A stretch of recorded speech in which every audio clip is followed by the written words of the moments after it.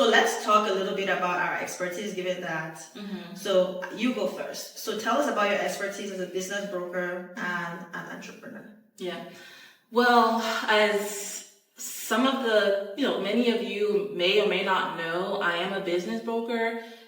Thank you. Hold on. First of all, she is in her firm. She is the youngest Black woman that is a business broker. Okay, she's the only one actually. Yes. So that's a big deal. So so there's another woman, but she's more active in real estate. So she has a real estate company. So she's not really actively exactly. So you are the unicorn. Yes. Thank you. I appreciate that. Yes. Okay. And also I have a small financial services company, which I think I told you I'm transitioning from doing the credit repair services for people to creating a platform where people can do it themselves, right? A do-it-yourself platform for credit repair where people can be able to track their dispute letters. They can see the actual dispute letters that credit repair companies utilize using the FCRA, the Fair Credit Reporting Act, and then they'll be able to automate some of the dispute letters. And they can actually, just with a click of a button, import your credit report, click here, it will read all the negative items on your credit report. Wow. It will highlight it, and it will generate the dispute letters using the articles of the law that is violating. If it's a collection, if it's a late payment, if it's an inquiry, it will literally highlight everything and start drafting the dispute letter with the article of the law that is violating. Wow, which is great. And then also there'll be a third party company integrated that can help you to ship out your letters. If you don't want to print out the letter, go to the post office and send this certified mail. You could do it from the platform. There'll be a third party company that can print out your letters for you. Send this certified mail to the credit bureaus, which means that the credit bureaus have to sign that they received your letters. And from there, you can track it on the platform. You know what I mean? So I'm kind of working on that. So I'm kind of transitioning again because of the new recent developments with the new administration. There are a lot of laws when it comes to credit repair. So I'm really trying to back off from doing it for people, but give the power to people so it's transparent. You can see exactly what the credit repair companies do. You can keep trying. You don't have to keep calling. Oh, what's the status of my dispute letters? What's going on? Did you send it? What are the results? You have the power to be able to see it for yourself, see the laws that are being utilized, see the type of letters that are being sent out, and you can keep track of everything. Wow. So I'm transitioning. I'm trying to really grow the business, strategize, and innovate. Good. Don't work against the AI. Work with the AI to create better products that you can put on the market. Yeah. So that's kind of what I've been working on. It's not easy, to be honest with you. Yeah. But I'm working on it to be able to launch it.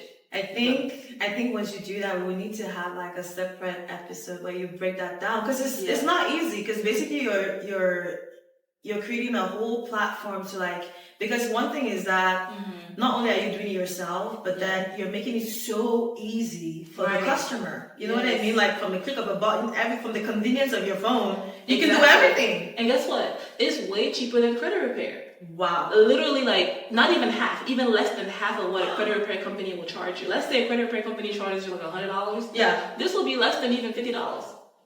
You know what I mean? You don't have to break an arm and a leg to get your credit together. And then you're able to see everything, and it's transparent. You have the power in your own hands to fix your credit. So, see why she's my friend? See why? Do you see why? Yeah, girl. So girl, we're working on it. Okay. Yeah. What about the business brokerage? So the business brokerage, man, with the new administration. Yeah. So you remember when they had a freeze? Federal loans and grants were being frozen or whatever? Yeah.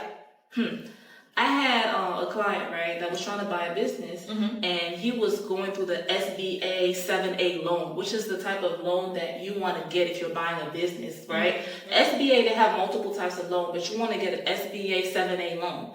So with that, he went through the process. He applied and everything, right? He went through the whole entire process of him signing the NDA, the non-disclosure agreement for the business, the process of him showing me on proof of income, like so I can see he has money to buy the business, and also letter of intent, the letter of intent to buy the business, and also the tour where he could meet the business owner that's selling the business and take a tour of the facility, and I had to be there to facilitate that. We went through all of that. The final step was getting the funding. SBA 7A loan was being, they were trying to freeze it, right? Yeah. All federal loans and grants. He was so scared. He was like, I don't know if I'm going to be able to buy the business. If they're going to freeze then federal loans and I can't afford it. Yeah. So I was a little bit apprehensive. I was a little scared about that too. Yeah. Because I'm like, oh my gosh, this is going to mess up a lot of things in the business brokerage world if that goes through, right? Because a lot of business owners, they buy businesses through loans. Not everybody has cash down to buy a business, right? So I could say, with that's one of the challenges that I had.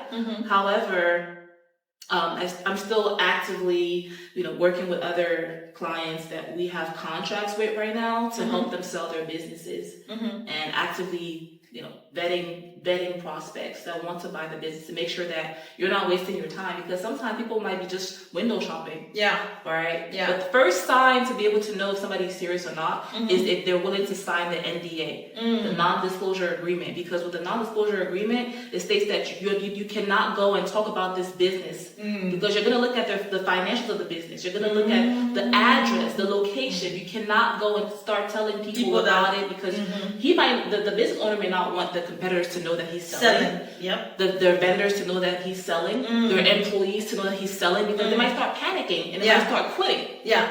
He doesn't want to cause very chaos. So those are little things that, as a business broker, you have to educate people on the reason why you need to sign an NDA before you can see all of the financials about this business. Yeah. The full address, and before you can meet the owner, I need to make sure you're a serious person. Okay. So yeah. Nice.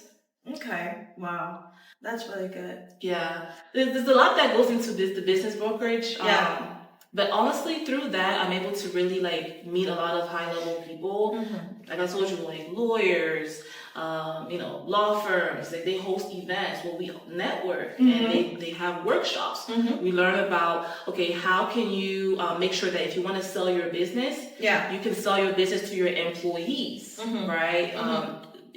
All of these different things. We learn how to be able to properly transact those type of transactions, and so you learn a lot, and you meet a lot of different types of people, high-level people, and people that are our parents' age, Been there, done that, and sometimes tell you how to avoid a lot of things. And you learn a lot too. Yeah. Yes.